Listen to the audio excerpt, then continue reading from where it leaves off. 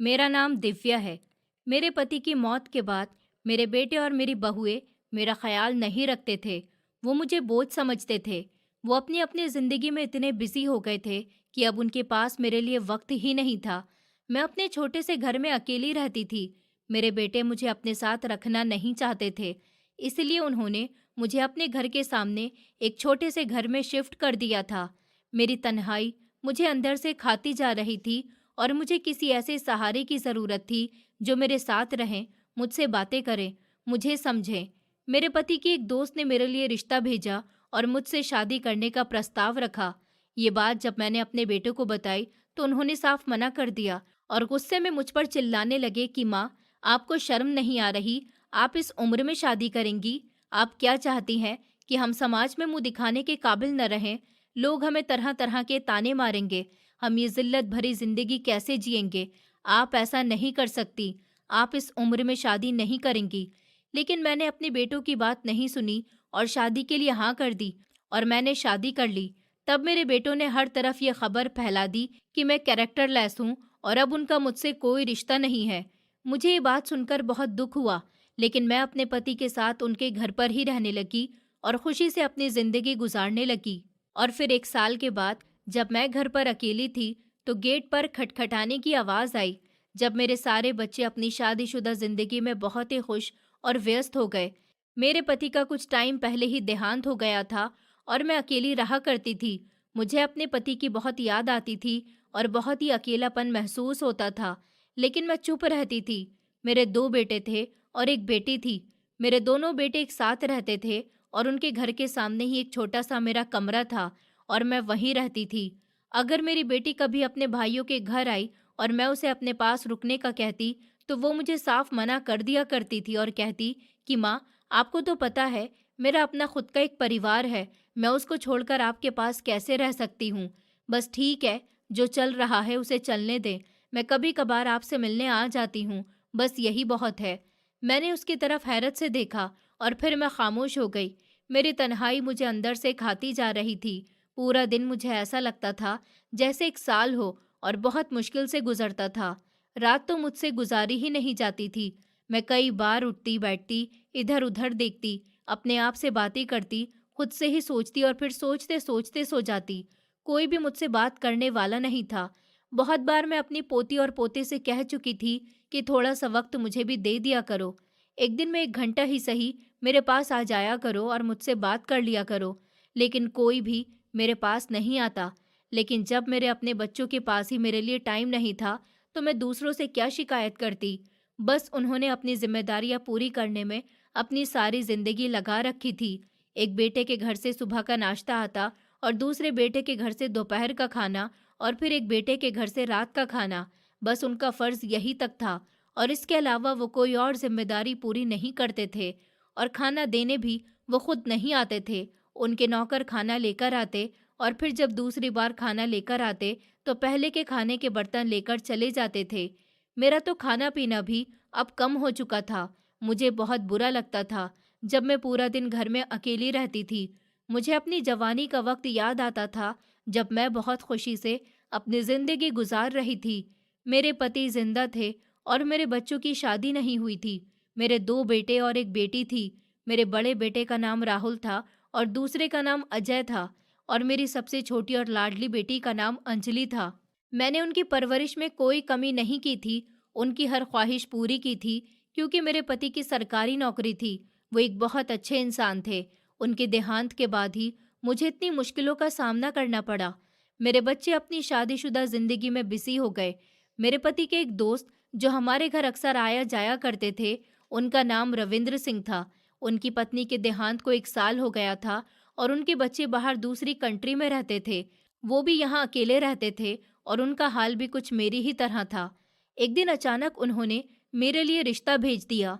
ये बात सुनकर मैं बहुत हैरान हुई, लेकिन मुझे एक सहारे की ज़रूरत थी और ये सहारा मुझे एक पति की सूरत में मिल रहा था। मैंने इस बारे में अपने बच्चों को बताया तो उन्होंने सख्ती से मना कर दिया।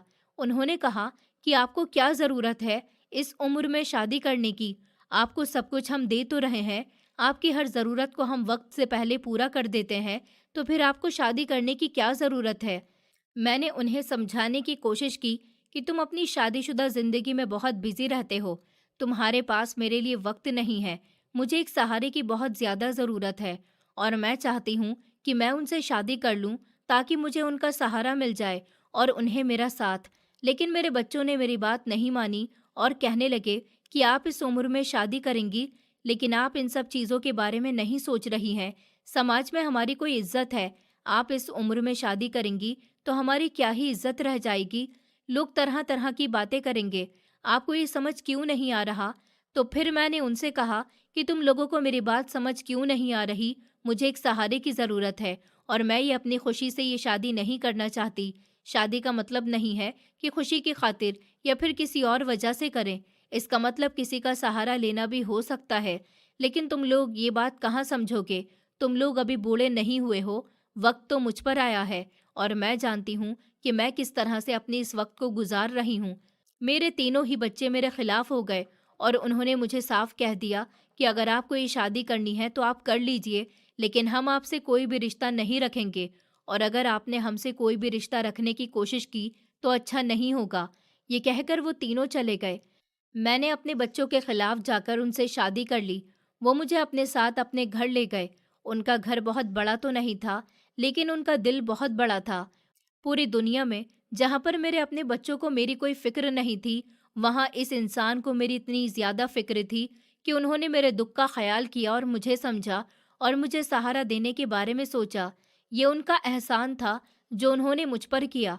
जब मैं अपने घर से उनके घर जा रही थी, तो मैंने बहुत बार कोशिश की कि मैं अपने बच्चों से आखिरी बार मिलूं, उन्हें एक बार देख लूं, लेकिन उन लोगों ने मेरी तरफ एक बार भी नहीं देखा। उन लोगों ने मुझे उस वक्त बेसहारा छोड़ दिया जब मुझे उन सब की सबसे ज्यादा जरूरत थी। लेकिन मैं खामोश रही और वहां से चली गई। वो इंसान जो मेरे पति के दोस्त थे, उनका नाम रविंद्र सिंह था। उनकी पत्नी के देहांत को 1 साल हो गया था। उनकी पत्नी को कैंसर नाम की खतरनाक बीमारी थी। इस वजह से उनकी पत्नी की मौत हो गई और जब से रविंद्र सिंह अपनी जिंदगी अकेले गुजार रहे थे, उनके बच्चे बाहर दूसरी कंट्री में रहते थे और अपनी अपनी फैमिली को लेकर वहीं शिफ्ट हो गए थे। उन्होंने अपने बच्चों को पढ़ाया लिखाया, लेकिन जब उन्हें अपने बच्चों की ज़रूरत थी तो उनके बच्चों ने अपने बच्चों का करियर सेट करने के लिए बाहर चले गए थे और रविंद्र सिंह को यहाँ अकेला छोड़ गए। वो यहाँ पर अकेले रहने लगे। उन्हें किसी चीज़ की कोई कमी नहीं थी, लेकिन उन्हें भी अकेले रहने का दुख अंदर से खाता जा रहा था। उनके बच्चे सालों बाद उनसे मिलने आते और फिर 1-2 हफ्ते रुककर चले जाते। उनके बच्चे उनसे बहुत बार कह चुके हैं कि आप भी हमारे साथ चलें, लेकिन रविंद्र सिंह ने अपने देश को छोड़कर जाना नहीं चाहते थे। वो कहते कि अगर इंसान को वहां जाकर मौत आ जाए तो उसे अपने वतन की मिट्टी भी नसीब नहीं होगी। इसलिए रविंद्र सिंह जी चाहते थे कि अगर वो मरे तो उन्हें अपने देश की मिट्टी नसीब हो और ये उनकी आखिरी ख्वाहिश थी जो उन्हें दूसरी कंट्री में जाने से रोक रही थी। वैसे तो यहाँ भी उन्हें किसी चीज़ की कोई कमी नहीं थी। हर महीने उनके बच्चे उन्हें अलग अलग पैसे भेज दिया करते थे, जिससे उनका बहुत ही अच्छे से गुजारा हो जाता था। और अब मेरी और रविंद्र की शादी को 1 साल होने वाला था और इस 1 साल में मैंने अपने बच्चों को बहुत याद किया, क्योंकि बच्चों की कमी को कोई भी पूरा नहीं कर पाता। लेकिन उनके साथ रहने में मैं खुद को हर वक्त बेबस और लाचार महसूस करती थी और अब यहाँ पर मेरी ऐसी हालत नहीं थी। और रविंद्र सिंह ने न सिर्फ मुझे सहारा दिया, बल्कि मेरा बहुत ख्याल रखा, मुझे समझा।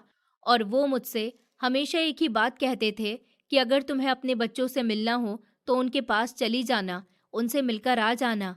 ये मत सोचना कि मुझे बुरा लगेगा या तुम्हारे ऊपर रोक टोक करूंगा। लेकिन मैं उनसे कहती कि जिन बच्चों ने आखिरी बार मेरा चेहरा तक नहीं देखा और इस पूरे 1 साल के अंदर उन्होंने एक बार भी मुझसे मेरा हाल नहीं पूछा, मेरे जीने मरने की खबर नहीं ली, मैं कैसे उनसे मिलने जाऊं? मैंने अपने दिल पर पत्थर रख लिया और मैंने भी उनकी कोई खबर नहीं रखी। मैं अपनी जिंदगी में बहुत ही खुश थी और एक दिन अचानक मेरे घर के गेट पर खटखटाने की आवाज़ आई तो मैं थोड़ा सा घबरा गई, क्योंकि उस वक्त मेरे पति भी घर में नहीं थे। मैं उठी और मैंने जाकर दरवाज़ा खोला तो जो लोग दरवाजे पर खड़े थे उन्हें देखकर मैं बहुत हैरान हुई। मुझे अपनी आंखों के ऊपर यकीन नहीं हुआ कि ये मैंने क्या देखा है। मेरी आंखें खुली की खुली रह गईं। वो लोग कोई और नहीं, मेरे अपने ही बच्चे थे। मैं सोच रही थी कि ये अचानक मेरे दरवाजे पर आकर क्यों खड़े हो गए। इन्होंने तो इस पूरे 1 साल के अंदर न मुझसे बात की, और ना ही मेरा हालचाल पूछा। आज ये यहाँ पर क्यों आए हैं? कहीं ये मुझसे माफ़ी मांगने तो नहीं आए? इन्हें इस बात का एहसास तो नहीं हो गया कि इन्होंने मेरे साथ गलत किया? मेरी आंखें नम हो गई थीं। मैंने उन्हें अंदर बुलाया और दरवाज़ा खुला छोड़ दिया, क्योंकि मेरे पति के आने का वक्त हो रहा था और मुझे पता था कि वो भी अभी थोड़ी बहुत देर में आते ही होंगे। मैं उन्हें अंदर ले आई और मैंने उन्हें बैठाया। उन्होंने बैठते ही मुझसे ऐसी बात कही जिसको सुनकर मैं बहुत परेशान हुई और मुझे उनकी सोच पर बहुत ही अफसोस हुआ। पहले तो उन्हें देखकर मुझे ऐसा लगा था कि शायद उन्हें अपनी गलती का एहसास हो गया और ये लोग मुझसे माफ़ी मांगने के लिए यहाँ पर आए हैं और कहने आए हैं कि माँ, हमने जो भी किया वो सब बहुत गलत था। आप हमें माफ़ कर दीजिए और आप भी हमारे घर आया करें, हम भी आपके घर पर आया करेंगे। लेकिन उन्होंने तो एक ऐसी बात कर दी जिसको सुनने के लिए मेरे पास हिम्मत ही नहीं थी। ये एक ऐसी बात थी, इसके बारे में मैंने सोचा भी नहीं था। ये लोग इतने बेशर्म हो गए थे कि इन्हें एक बार तक शर्म नहीं आई थी। मुझे बहुत ही अफ़सोस हुआ जब उन्होंने मुझसे कहा कि आप ये शहर छोड़कर कहीं और चली जाएँ, क्योंकि हम ये ज़िल्लत भरी ज़िंदगी नहीं जी सकते। मैंने उनकी तरफ गौर से देखा, मेरी आँखें नम हो चुकी थी। मैंने उन लोगों से कहा कि तुम लोगों को शर्म नहीं आ रही? ये मुझसे किस तरह की बात कर रहे हो? मैंने ऐसा कौन-सा जुर्म कर दिया जो तुम मुझसे ये कहने आए हो? किस वजह से तुम लोग मुझे ये सब कहने आए हो? अब तो मैं तुम लोगों की मोहताज नहीं हूँ, अब तो मैं अपने पति के घर में रह रही हूँ, तो अब तुम लोगों को क्या परेशानी है? उस पर उन्होंने कहा कि मोहल्ले वाले और बाकी सब उन पर हंसते हैं और तरह-तरह की बातें करते हैं। जैसे ही हम गली से गुजरते हैं, तो लोग एक दूसरे के कानों में हल्के-हल्के बातें करना शुरू कर देते हैं। हमें बहुत बेइज्जती फील होती है।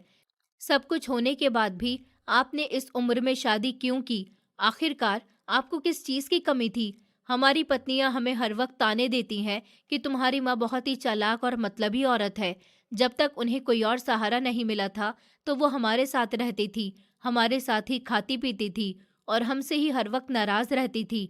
और जब आज उन्हें एक सहारा मिला, तो उन्होंने एक पल के लिए भी तुम्हारे बारे में नहीं सोचा और एकदम शादी के लिए हाँ कर दी और यहाँ से चली गई। ये उम्र उनकी शादी करने की नहीं थी। मैंने उनसे कहा कि तुम लोग आज फिर अपनी पत्नियों की बातों में आकर मुझे यहाँ बेइज्जत करने के लिए आ गए हो। तुम लोगों को थोड़ा बहुत तो सोचना चाहिए था। खैर, तुम लोग तो अपनी पत्नियों के पीछे पागल हो गए हो। मैंने उनसे कहा, अब तुम मेरी बात ध्यान से सुनो। उन्होंने कहा कि नहीं, हम आपकी बात नहीं सुनेंगे। हमें जो आपको कहना था हम कह चुके। अगर अब आप एक हफ्ते के अंदर यहाँ से नहीं गई तो आपके साथ अच्छा नहीं होगा। मैंने उनकी बात सुनी और उनसे गुस्से में कहा कि तुम्हारी हिम्मत कैसे हुई मुझसे ये बात कहने की? मैं अपने पति के साथ उनके घर में रहती हूँ। तुम लोग कौन होते हो मुझे ये कहने वाले कि निकल जाओ मेरे घर से? मुझे तुम्हारी शक्ल भी नहीं देखनी। मैं सोच भी नहीं सकती थी कि तुम लोग मुझसे इस तरह की बात करोगे। मुझे ये सुनकर बहुत बुरा लग रहा है कि तुम लोग मेरे बारे में ये सोचते हो। तो फिर वो बोले कि आपको हमारी इतनी सी बात सुनकर इतना बुरा लग रहा है और हम जो इस समाज के ताने सुन रहे हैं, अपनी पत्नियों के ताने दिन रात सुनते हैं। आपको हमारी तकलीफ नज़र क्यों नहीं आ रही? अगर आप चाहती हैं कि आपकी बेटे शर्मिंदगी से बच जाएं, तो अभी भी आपके पास वक्त है। उस इंसान को छोड़ दें और हमारे साथ घर वापस चलें। आप जो कहेंगी हम वो करेंगे। तो मैंने उनसे कहा कि मैं ऐसा कुछ भी नहीं करूँगी। जो होना था वो हो गया। तुम लोग यहाँ से अभी इसी वक्त चले जाओ। वो वहाँ से गुस्से में उठे और चले गए। वो तो चले गए थे, लेकिन उनकी बातें हमेशा के लिए मेरे दिल में रह गईं।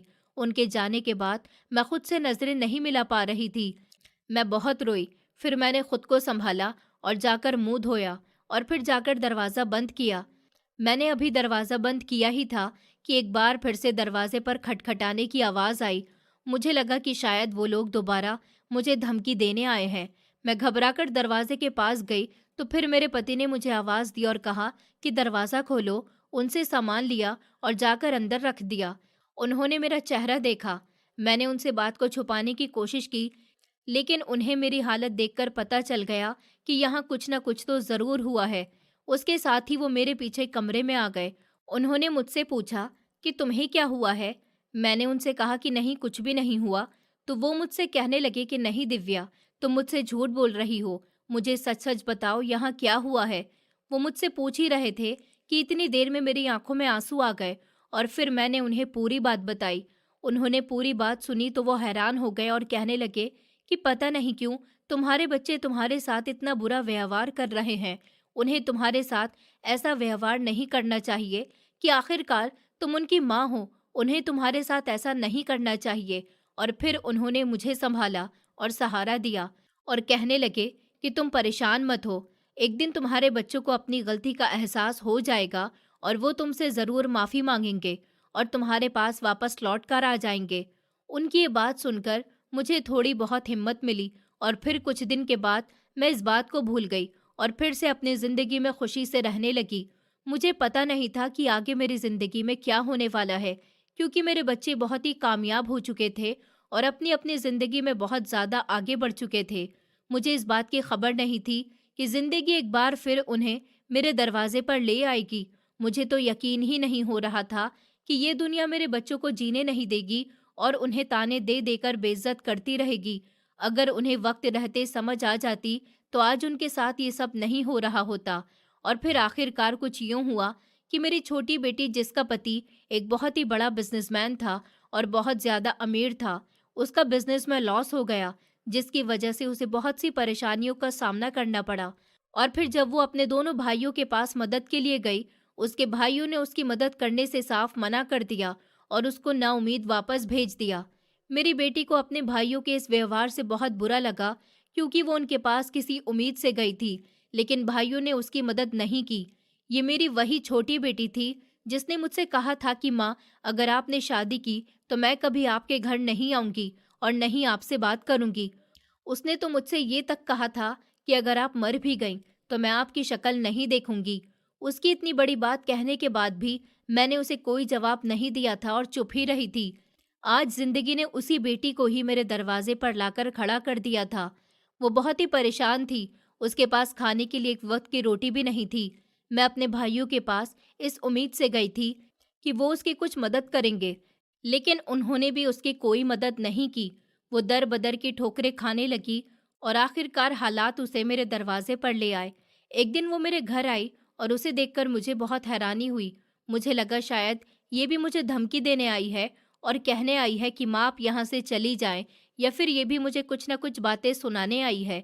लेकिन जब उसने मुझे पूरी बात बताई तो उसकी बात सुनकर मैं हैरान हो गई और मैंने उसे गले से लगा लिया। मैं ऐसे कैसे अपनी बेटी को बेबस और लाचार देख सकती थी। और फिर मैंने अपने पति से अपनी बेटी के बारे में बात की तो उन्होंने मुझसे कहा कि तुम जितनी भी चाहें अपनी बेटी की मदद कर सकती हो। मुझे इस बात से कोई परेशानी नहीं है। जो कुछ भी मेरा है वो तुम्हारा भी है। और फिर मैंने अपनी बेटी को कुछ पैसे दिए और उससे कहा कि अपने पति से कहो कि फिर से कोई नया बिजनेस स्टार्ट करे। लेकिन उसके पति ने ये पैसे लेने से मना कर दिया और वो कहने लगा कि मैं आपसे ये पैसे नहीं ले सकता, मैं किसी और से उधार लेकर अपना बिजनेस फिर से स्टार्ट करूंगा, मैं आपसे पैसे नहीं ले सकता।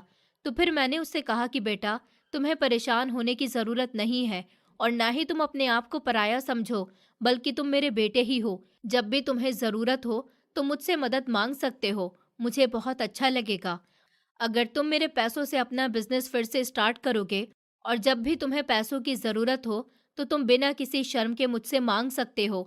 मेरे बार बार कहने पर उसने पैसे तो ले लिए, लेकिन उसकी आंखों में शर्मिंदगी साफ नजर आ रही थी। फिर मैंने उससे कहा, जब तक तुम अपना बिजनेस फिर से स्टार्ट नहीं कर लेते तब तक मेरी बेटी मेरे पास ही रहेगी। तो उसने कहा कि नहीं माँ, कि आप पहले ही मुझ पर बहुत एहसान कर चुकी हैं। फिर मैंने उससे कहा कि जब तक तुम अपना बिजनेस फिर से स्टार्ट नहीं कर लेते तब तक मेरी बेटी मेरे पास ही रहेगी। तो उसने कहा कि नहीं माँ, आप पहले ही मुझ पर बहुत एहसान कर चुकी हैं, अब और नहीं, मैं अब आपका कोई एहसान नहीं लूँगा। या ये आपकी बेटी ज़रूर है, मगर मेरी जिम्मेदारी है, मैं इसको अपने ही साथ रखूँगा। जो मैं खाऊँगा वो इसको भी खिलाऊँगा। आप हमारी फ़िक्र नहीं करें। तो फिर मैंने कहा कि ठीक है बेटा, जैसे तुम्हारी मर्ज़ी। लेकिन मैं चाहती थी कि कुछ दिन मेरी बेटी मेरे पास रुक जाती तो अच्छा होता। मुझे अपने बच्चों की बहुत याद आती है और उनसे दूर रहना मेरे लिए बहुत मुश्किल है। मेरा बहुत दिल करता है कि तुम सब लोग मेरे साथ रहो। अगर तुम चाहो तो एक हफ्ते के लिए मेरी बेटी को मेरे पास रहने दो। उसने मेरे बार बार कहने पर मेरी बात को मान लिया और कहा कि अच्छा, जैसे आपकी मर्जी। मेरी बेटी और उसके दो बच्चे मेरे साथ रहने लगे। वो मेरे साथ रही तो उसको एहसास हुआ कि मैंने जो फैसला किया था वो बिल्कुल सही था। एक दिन दोपहर में जब हम दोनों खाना खा रहे थे खाना खाने के बाद वो मुझसे कहने लगी कि माँ, मुझे आपसे एक बहुत ज़रूरी बात करनी है। मैंने कहा क्यों नहीं, बताओ क्या हुआ है? उसने कहा कि माँ, मैं आपसे माफ़ी मांगना चाहती हूँ। मैंने आपको गलत समझा, मैंने आपको बहुत कुछ गलत कहा। मैं बहुत ही शर्मिंदा हूँ, मुझे माफ़ कर दीजिए। आपसे वो सब नहीं कहना चाहिए था। आपने जो किया सही किया। मैंने उससे कहा कि बेटा, तुम्हें माफ़ी मांगने की ज़रूरत नहीं है। तुमने जो उस वक्त किया तुम्हें वो सब ठीक लगा, और अब जो तुम कर रही हो तुम्हें वो सही लग रहा है। अब तुम्हें मुझसे माफ़ी मांगने की कोई ज़रूरत नहीं। वो उठी और मेरे गले से लग गई। वो मेरे गले लगी तो मुझे बहुत ही ज़्यादा सुकून मिला, और फिर हमने बहुत देर तक बातें की, और फिर मैं अपने किसी काम में लग गई, और मैं उसकी कही बातें कुछ देर सोचती रही। कहीं न कहीं मुझे ये बातें खुशी भी दे रही थी, क्योंकि मेरी बेटी को अपनी गलती का एहसास हो गया था और वो मुझसे माफ़ी मांग रही थी, और अब मुझे समझ रही थी। यही मेरे लिए बहुत था। और फिर दूसरे दिन जब मैं सोकर उठी तो मेरी बेटी मेरे लिए नाश्ता बना रही थी।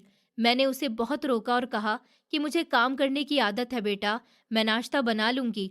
लेकिन उसने कहा कि माँ, मैं जब तक आपके पास हूँ नाश्ता मैं ही बनाऊँगी, मुझे भी काम करने दीजिए। उसके कहने पर मैं चुप हो गई, और फिर दरवाज़ा खटखटाने की आवाज़ आई। ये सुबह का वक्त था, हम अभी नाश्ता कर कर ही बैठे थे। फिर मेरी बेटी ने मुझसे कहा कि माँ, इस वक्त कौन आ गया? इतनी सुबह, न जाने कौन है? मैंने उससे कहा कि बेटा तुम बैठो, मैं जाकर देखती हूँ। जब मैं बाहर गई और मैंने दरवाज़ा खोला तो मैं ये देखकर हैरान रह गई, क्योंकि दरवाजे पर कोई और नहीं, मेरे अपने दोनों बेटे थे। उनकी बेबसी और उदासी उनके चेहरे पर साफ नजर आ रही थी। आज मैंने उन्हें अंदर नहीं बुलाया, क्योंकि मुझे लग रहा था कि आज भी मुझे यहाँ पर बेइज्जत करने आए हैं, और कहने आए हैं कि हमने आपको एक हफ्ते का टाइम दिया था और आप अभी तक यहाँ से नहीं गई। उनकी यही बातें सुनने के लिए मैंने उन्हें अंदर आने नहीं दिया। फिर मैंने उनसे कहा कि क्या हुआ, तुम लोग यहाँ? तो उन्होंने कहा कि माँ, हमारी बात सुनिए, हमें अंदर आने दीजिए। फिर मैंने उनसे कहा कि नहीं, तुम्हें जो कुछ भी कहना है यहीं खड़े होकर कहो, मैं तुम्हें अंदर आने की इजाज़त नहीं दूंगी। उन्होंने कहा कि माँ, आप गलत समझ रही हैं, हम आपसे सच में एक ज़रूरी बात करनी है। हम आपको बेइज्जत करने नहीं आए हैं, हम तो यहाँ आपसे माफ़ी मांगने आए हैं, क्योंकि हमारे साथ ज़िंदगी ने एक बहुत बड़ा धोखा कर दिया। हमें आपके सहारे की ज़रूरत है, एक ऐसा सहारा जो हमें संभाले और हमें हिम्मत दे। मैंने उनकी ये बात सुनी तो मुझे बहुत बुरा लगा। मैं उनसे नाराज़ ज़रूर थी, मगर उन्हें यूँ परेशान नहीं देख सकती थी। कि उनकी बातें सुनकर मैंने उन्हें अंदर आने दिया, और जब वो घर के अंदर आए तो उन्होंने अपनी बहन को वहीं पर देखा। तो उन्होंने कहा कि बहन, तुम यहाँ कब आई? फिर मैंने उन्हें उनकी बहन के बारे में सब कुछ बताया। वो ये सब कुछ सुनकर बहुत हैरान हो गए। उन्होंने कहा कि आज हम भी ऐसे ही परेशान हैं जैसे कि कुछ टाइम पहले हमारी बहन थी। हमें भी आपके सहारे की ज़रूरत है। हमसे बहुत बड़ी गलती हो गई। हमने अपनी बहन को नहीं समझा। जब उसे हमारी मदद की ज़रूरत थी तो हमने उसकी मदद नहीं की। हमने अपनी बहन का हक मारा। हमने अपनी पत्नियों की बातों में आकर आप दोनों के साथ बहुत बुरा किया। हमें माफ़ कर दीजिए। मैंने उनसे कहा कि बेटा, अब बताओ तो सही कि तुम्हारे साथ क्या हुआ है? मुझे बहुत ज़्यादा टेंशन हो रही है। मुझे जल्दी से बताओ, तुम्हारे साथ क्या हुआ? उनकी शक्ल से ही साफ पता चल रहा था कि वो कितने बेबस और लाचार हैं। उनकी हालत बहुत ही ज़्यादा ख़राब थी। जो बात उन्होंने मुझे बताई, उनको सुनकर मैं बहुत ही हैरान हो गई और परेशान भी। उन्होंने कहा कि उनके घर में 2 हफ्ते पहले चोरी हुई थी, जिसमें चोर अपने साथ सारे पैसे, ज्वेलरी और सब कुछ ले गए, और उनका बिज़नेस में भी बहुत बड़ा लॉस हुआ। उनके पास अब कुछ नहीं बचा, बस एक घर ही है जिसमें हम रहते हैं। उसके अलावा अब हमारे पास कुछ नहीं है। हमारी पत्नियां जो हमें हर वक्त आप दोनों के खिलाफ हमें चढ़ाती थी, हमें माँ और बहन का ताना देती थी, बुरे वक्त में उन्होंने हमें छोड़ दिया और वो हमारे बच्चों को अपने साथ लेकर चली गई। जिस घर को हमारे पिताजी ने बहुत मेहनत से बनाया था, हमने वो घर भी बेच दिया था और वो पैसा बिजनेस में लगा दिया, मगर वो बिजनेस भी ज्यादा नहीं चला और हम पूरी तरह से बर्बाद हो गए। कुछ पैसे बचे थे तो उनसे हमने एक छोटा सा एक कमरे का घर ले लिया। अब बस हमारे पास वही है। हम बहुत ही परेशान हैं। हम आपसे और अपनी बहन से माफ़ी मांगना चाहते हैं, और हम बहुत दिनों से अपनी बहन को ढूंढ रहे हैं, मगर हमें नहीं पता था कि वो आपके पास यहाँ पर है। हम आप पर बोझ नहीं बनना चाहते, लेकिन हम आपसे माफ़ी मांगने के लिए आए हैं। प्लीज़ आप हमें माफ़ कर दीजिए। हमने आपको इतना गलत समझा और इतना बुरा भला कहा, शायद इसीलिए आज हमारे साथ ये सब हो रहा है। इतना कहते ही वो दोनों भाई मेरे पैरों में गिर गए और मुझसे हाथ जोड़कर माफ़ी मांगने लगे। मैंने उन्हें हिम्मत दी कि बेटा, तुम दोनों को मुझसे माफ़ी मांगने की ज़रूरत नहीं है। मैं तो तुम्हारी कामयाबी और लंबी ज़िंदगी के लिए हर वक्त ऊपर वाले से प्रार्थना करती हूँ। मैं अपने बच्चों को परेशान नहीं देख सकती। तुम लोग मेरी ज़िंदगी में बहुत ही इम्पोर्टेंट हो। अगर आज तुम्हारे पिताजी भी जिंदा होते तो वो भी तुम्हें इस हाल में नहीं देख पाते, और मैं भी परेशान हूँ तुम्हें इस हाल में देखकर। फिर मैं अपने दोनों बेटों को अपने पास रुकने के लिए कहा। पहले तो उन्होंने मेरे घर रहने से मना कर दिया, उसके बाद वो मान गए। मेरी बात मानने के अलावा उनके पास कोई और रास्ता नहीं था। अगर वो यहाँ पर नहीं रहते तो पता नहीं कहाँ जाते। उनकी पत्नी अभी अपने बच्चों को लेकर उन्हें छोड़कर जा चुकी थी। मैं उनका एक आखिरी सहारा थी, और मैं भी उनकी मदद करने से मना कर देती तो फिर वो बेचारे क्या करते। और मैं उनकी माँ थी, मैं उन्हें परेशान कैसे देख सकती थी। इसलिए मैंने उनकी मदद करने का फैसला किया। मैंने उनसे कहा, जो मैं खाती हूँ मैं वो तुम लोगों को भी खिलाऊंगी, लेकिन एक परेशानी ये है कि मुझे पहले अपने पति से परमिशन लेनी होगी, क्योंकि इतना बड़ा फैसला मैं अकेले नहीं ले सकती। मैंने उन्हें अपने पास रुकने के लिए तो कह दिया था और वो मान भी गए थे, मगर मुझे ये टेंशन हो रही थी कि अगर रविंद्र ने इन लोगों को यहाँ रुकने से मना कर दिया तो मैं क्या करूँगी। लेकिन मुझे अपने पति पर पूरा यकीन था कि वो कभी भी मुझे मना नहीं करेंगे। वो मुझे समझते थे और मुझे बहुत प्यार करते थे। आज शाम जब वो वापस आए तो मैंने उन्हें बताया कि मेरे बेटों के साथ ये सब हुआ और मैं चाहती हूँ कि वो भी मेरे साथ रहें। उन्होंने मेरी बात सुनी तो वो हैरान हो गए, क्योंकि उन्हें मेरी इस बात पर यकीन नहीं आ रहा था। और वो मुझसे कहने लगे कि ऐसा कैसे हो सकता है। लेकिन जब उन्होंने मेरे बेटों को अपने घर में देखा तो उन्हें मेरी बात पर यकीन आया और मेरी बात को वो समझने लगे। जब मैंने उन्हें पूरी बात बताई तो वो कुछ देर के लिए चुप हो गए। मुझे और ज़्यादा टेंशन होने लगी कि पता नहीं अब रविंद्र क्या कहेंगे। लेकिन फिर वो मुस्कुराकर बोले, मैंने तुमसे पहले भी कहा है, इस घर पर जितना हक मेरा है उतना तुम्हारा भी है। तुम इस घर की मालकिन हो और तुम जो भी फैसला लोगी मैं तुम्हारे साथ हूँ। अगर तुम चाहती हो कि तुम्हारे बच्चे तुम्हारे साथ रहें क्योंकि वो परेशान हैं और उनका तुम्हारे अलावा कोई और सहारा नहीं है, तो तुम उनकी माँ हो और तुम उन्हें ऐसे बेसहारा नहीं छोड़ सकती। इसलिए तुम्हें जो भी ठीक लगे तुम वो करो, मैं तुम्हें नहीं रोकूंगा। जैसे ही उन्होंने ये बात कही मुझे बहुत ज़्यादा खुशी हुई। मैंने ऊपर वाले का धन्यवाद किया और कहा कि है ऊपर वाले, तेरा धन्यवाद कि तूने मुझे इतना अच्छा पति दिया, जो मुझे इतना ज़्यादा समझते हैं, मेरा ख्याल रखते हैं और मुझे बहुत ज़्यादा प्यार करते हैं। अब मेरे दोनों बेटों ने अपने बहनोई के साथ बिजनेस में पार्टनरशिप कर ली और बिजनेस को आगे बढ़ाने के लिए दिन रात मेहनत करने लगे। वो तीनों अब यही चाहते थे कि वो जल्द से जल्द कामयाब हो जाएं। वो दिन रात एक कर रहे थे और दिलो जान से अपने बिजनेस को आगे बढ़ाने में लगे रहे, और फिर आखिरकार वो कामयाब हो गए। देखते ही देखते उनका बिजनेस बहुत ज़्यादा आगे बढ़ गया।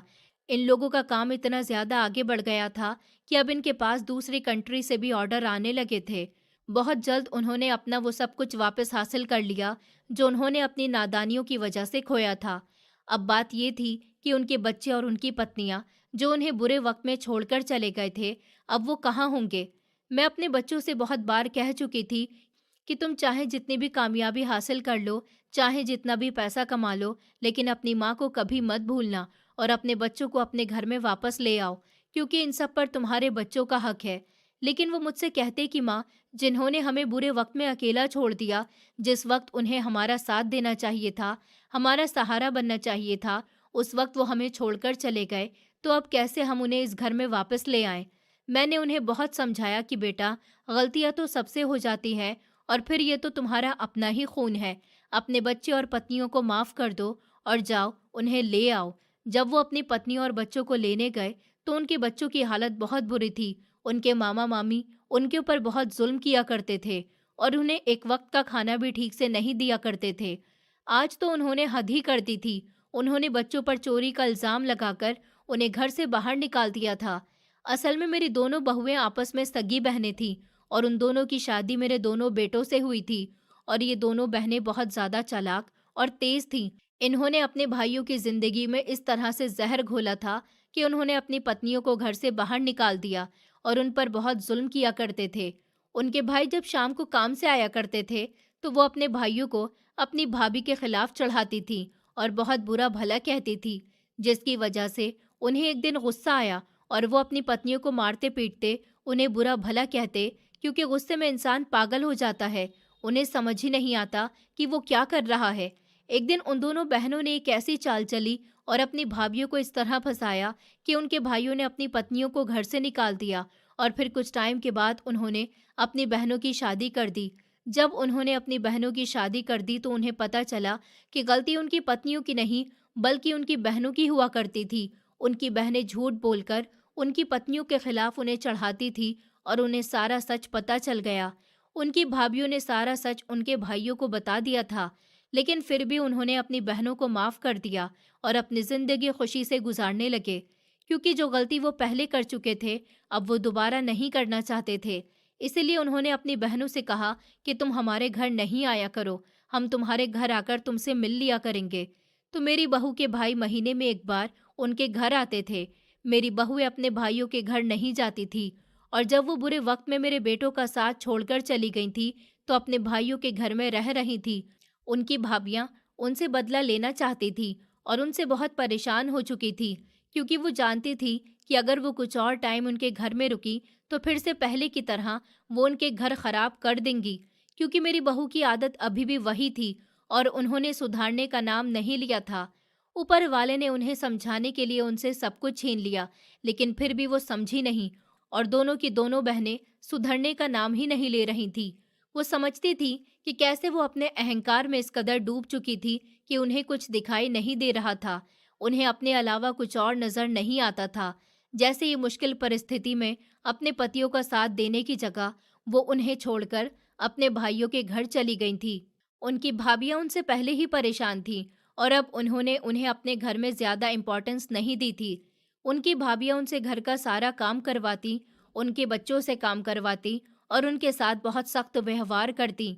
जब उन दोनों के भाई घर वापस आते तो उनसे बहुत प्यार से बात करती और कहती कि तुम लोग काम मत किया करो, तुम लोग हमारे मेहमान हो। सारा दिन तो हम खुद काम किया करते हैं, इस वक्त भी हम खुद ही कर लेंगे, तुम काम मत किया करो। अब उनकी भाभियां बहुत ज्यादा चालाक हो चुकी थी, क्योंकि जो धोखा उन्होंने अपनी नंदों से खाया था वो उससे सीख चुकी थी।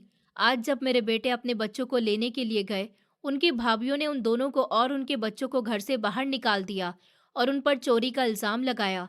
कहा कि ये हमारे घर से चोरी कर रहे थे, न जाने कितनी कीमती चीज चुरा चुके हैं। उन्होंने मेरी बहू को और उनके बच्चों को चोर बनाकर घर से बाहर निकाल दिया और ऊपर से मेरे दोनों बेटे अपने बच्चों को लेने के लिए चले गए। उन्होंने ये सब कुछ अपनी आंखों से देखा तो उन्हें बहुत अफसोस हुआ। अपने बच्चों की यह हालत देखकर वो बहुत परेशान हो गए। उनकी हालत ऐसी थी कि वो उन्हें पहचान नहीं रहे थे। फिर उन्होंने अपने बच्चों को लिया और अपनी पत्नियों से कहा कि हमें तुम दोनों की ज़रूरत नहीं, तुम दोनों ने जो धोखा हमारे साथ किया उसको हम कभी नहीं भूल सकते। अब हमेशा हमेशा के लिए दर दर की ठोकरें खाओ, क्योंकि तुम यही डिजर्व करती हो। तुम दोनों बहुत ही चालाक हो। अब हमारे फिर से अच्छे दिन आ गए हैं, हम अपने बच्चों को अपने पास ठीक से रख सकते हैं, उनकी परवरिश अच्छे से कर सकते हैं। तुम्हारे लिए अच्छा यही होगा कि तुम अपने भाइयों के घर रहो। जैसे ही मेरी बहुओं ने मेरे बेटों के मुंह से ये शब्द सुने तो वो दोनों अपने पतियों के पैरों में गिर गईं और माफ़ी मांगने लगीं। कहने लगीं कि हमसे बहुत बड़ी गलती हो गई और आज हमें उसकी सज़ा मिल गई। हम माफ़ी मांगते हैं और ये स्वीकार करते हैं कि हमने आपको अपनी माँ और बहन के खिलाफ चढ़ाया। हम माफ़ी मांगते हैं, आप हमें माफ़ कर दें। हम दोनों अब कभी भी ऐसा कुछ नहीं करेंगे। हमें एक आखिरी मौका दे दें। हम अब सुधर गए हैं, हमें माफ़ कर दें। हम कहाँ जाएंगे? हमारे भाइयों ने हमें घर से निकाल दिया। हमारी भाभियाँ हमारे भाइयों को हमारे खिलाफ चढ़ाती हैं। हमारे लिए कहीं जगह नहीं है। हमें अपने साथ अपने घर लेकर चलें। मेरे बेटों ने उनसे कहा कि अब हमें तुम्हारी ज़रूरत नहीं, क्योंकि जो धोखा तुमने हम भाइयों को दिया है उसकी कोई माफ़ी नहीं। तुम दोनों की वजह से हमने अपनी माँ और बहन को गलत समझा, उनके खिलाफ हो गए, उन्हें बेइज्जत किया और तरह तरह के ताने दिए। तुमने हमें उनकी ही नहीं, हमें हमारी खुद की नज़रों में भी गिरा दिया। और फिर जब मेरी बहू ने मेरे बेटों से बार बार माफ़ी मांगी तो उन्होंने अपनी पत्नियों को माफ़ कर दिया और मेरे बेटे अपनी पत्नियों को मेरे और मेरी बेटी के पास लेकर आए। उन दोनों ने मुझसे और मेरी बेटी से रो रो कर माफ़ी मांगी और कहा कि हमसे गलती हो गई, हमने आपकी कदर नहीं की, आपको गलत समझा और न जाने आपके बारे में क्या क्या कहा। हमें हमारे गुनाहों की सज़ा मिल चुकी है। अब हमें समझ आ चुका है कि हमने जो कुछ भी किया वो बहुत गलत था। हमें ऐसा नहीं करना चाहिए था। हमारी इन हरकतों की वजह से बात यहाँ तक आ गई कि हमारे पतियों को बिजनेस में भी इतना लॉस हुआ। घर में जो कुछ भी था वो चोरी हो गया। हमारे भाइयों और भाभीियों ने हमें घर से निकाल दिया और इतना सब होने के बाद भी हमारे पतियों ने हमें माफ़ कर दिया। अब हम चाहते हैं कि आप भी हमें माफ़ कर दें। उन्हें ऐसा कहते हुए देखकर मेरी आंखों में आंसू आ गए। मुझे वो सब कुछ याद आ गया जो उन्होंने कभी मेरे साथ किया था। वो दोनों बहनें मेरे बेटों को मुझसे इतना ज़्यादा दूर कर चुकी थी कि उन्होंने उस वक्त मेरी कोई बात नहीं सुनी, जिस वक्त मुझे उनकी सबसे ज़्यादा ज़रूरत थी। खैर, अब सब अपनी ज़िंदगी में बहुत खुश थे। मेरी बेटी भी एक खुशहाल ज़िंदगी गुजार रही थी और मेरे बेटे भी अपनी पत्नी और बच्चों के साथ खुशी से रह रहे थे। मेरी बेटी अपने घर चली गई। मेरे बेटे मुझे हर रोज़ मिलने के लिए आते और कोई भी दिन ऐसा नहीं था जिस दिन वो मुझसे मिलने नहीं आए हों। अगर वो दिन मैं कभी बिजी होते तो वो रात में मुझसे मिलने ज़रूर आते और अपने बच्चों को भी अपने साथ लेकर आते। वो बहुत बार मुझसे कह चुके थे कि माँ, आप भी हमारे घर पर आया करें, लेकिन मैं अपने पति को अकेला छोड़ने की वजह से उनके यहाँ नहीं जा पाती। लेकिन मैं ऊपर वाले का हर वक्त धन्यवाद करती रहती हूँ, जिसने मुझे मेरे बच्चों से मिलवा दिया। इस कहानी का मॉरल बहुत ही सीधा, सकारात्मक और जीवन से जुड़ा हुआ है। ये कहानी हमें सिखाती है कि परिवार की असली ताकत प्यार, धैर्य, माफ़ी और एक दूसरे को समझने में होती है। गलतियां हर इंसान से होती हैं, लेकिन जो अपनी गलती स्वीकार कर ले और सुधारने की कोशिश करे, वही सच में बड़ा इंसान होता है। सबसे पहली सीख ये है कि माता पिता का दिल बहुत बड़ा होता है। माँ चाहे कितनी भी सख्त क्यों ना हो, वो अपने बच्चों के लिए कभी बुरा नहीं सोचती। उसके लिए बच्चे कभी पराये नहीं होते। चाहे बेटों ने उसे अपमानित किया, गलत समझा, घर से दूर किया, फिर भी जब वो मुसीबत में आए तो माँ ने उन्हें अपने सीने से लगा लिया। इससे हमें समझ आता है कि सच्चा प्रेम बदले की भावना नहीं रखता। माँ का दिल नफरत नहीं पालता, वो सिर्फ दुआएं देता है। दूसरी बड़ी सीख ये है कि बुरे वक्त में ही अपने और पराये की पहचान होती है। जब तक सब कुछ ठीक चलता है, तब तक रिश्ते मजबूत लगते हैं, लेकिन असली परीक्षा तब होती है जब इंसान मुश्किल में हो। बेटों की पत्नी अच्छे समय में साथ थी, लेकिन कठिन समय में छोड़कर चली गई। वही माँ जो पहले ठुकराई गई थी, उसी ने सबसे पहले दरवाजा खोला। इससे ये सीख मिलती है कि हमें कभी अपने सच्चे रिश्तों की कदर कम नहीं करनी चाहिए। तीसरी सीख ये है कि दूसरों की बातों में आकर अपने ही लोगों को गलत समझ लेना बहुत बड़ी गलती होती है। बेटों ने अपनी पत्नियों की बातों में आकर माँ और बहन को ठेस पहुंचाई। गुस्से और अहंकार में इंसान सही और गलत का फर्क भूल जाता है, लेकिन समय ने उन्हें सिखा दिया कि बिना सोचे समझे फैसला लेना नुकसानदायक होता है। इसलिए जीवन में धैर्य और समझदारी बहुत जरूरी है। चौथी बात यह है कि अहंकार इंसान को अंधा बना देता है। बहुएं अपने घमंड में ये भूल गईं कि रिश्ते सम्मान से चलते हैं, चालाकी से नहीं। जब तक उनके पास सब कुछ था, उन्हें लगा कि वो सही हैं, लेकिन जब सब कुछ छिन गया तब उन्हें अपनी गलती का एहसास हुआ। इससे हमें ये सीख मिलती है कि घमंड कभी भी स्थायी नहीं होता और जो दूसरों के लिए गड्ढा खोदता है, वो खुद भी उसमें गिर सकता है। अगर माँ चाहती तो अपने बेटों को माफ नहीं करती। अगर बेटे चाहते तो अपनी पत्नियों को हमेशा के लिए ठुकरा सकते थे, लेकिन माफी ने ही इस परिवार को फिर से जोड़ दिया। माफी कमजोर नहीं होती, बल्कि बहुत बड़ी ताकत होती है। माफ करने से दिल हल्का होता है और रिश्ते दोबारा जी उठते हैं। ये कहानी ये भी सिखाती है कि इंसान को कभी किसी की मजबूरी का फायदा नहीं उठाना चाहिए। बहनों के भाइयों ने पहले अपनी पत्नियों के साथ अन्याय किया, फिर समय ने उन्हें भी वही दर्द महसूस कराया। इससे समझ आता है कि जो दर्द हम दूसरों को देते हैं, वो किसी न किसी रूप में वापस आता है। इसलिए हमेशा न्याय और सच्चाई के रास्ते पर चलना चाहिए। एक और महत्वपूर्ण सीख ये है कि परिवार में एकता और सहयोग से ही तरक्की होती है। जब बेटे और दामाद ने मिलकर मेहनत की, दिन रात एक कर दिया, तब उनका कारोबार फिर से खड़ा हुआ। इससे पता चलता है कि मेहनत और आपसी विश्वास से खोया हुआ भी वापस पाया जा सकता है। इस कहानी में पति का सहयोग भी एक बड़ी सीख देता है। उन्होंने अपनी पत्नी पर विश्वास किया और कहा कि घर पर जितना हक उनका है, उतना ही पत्नी का भी है। इससे ये संदेश मिलता है कि पति पत्नी का रिश्ता बराबरी और सम्मान पर टिका होना चाहिए। जब जीवन साथी साथ देता है तो कोई भी समस्या बड़ी नहीं रहती। सबसे अंत में ये कहानी हमें सिखाती है कि रिश्ते तोड़ना आसान है, लेकिन उन्हें जोड़ने में समय, धैर्य और सच्चे दिल की जरूरत होती है। अगर हर इंसान अपनी गलती स्वीकार कर ले और सुधारने की कोशिश करे, तो कोई भी परिवार बिखर नहीं सकता। जीवन में पैसा, सफलता और संपत्ति सब जरूरी है, लेकिन सबसे ज्यादा जरूरी है परिवार का साथ।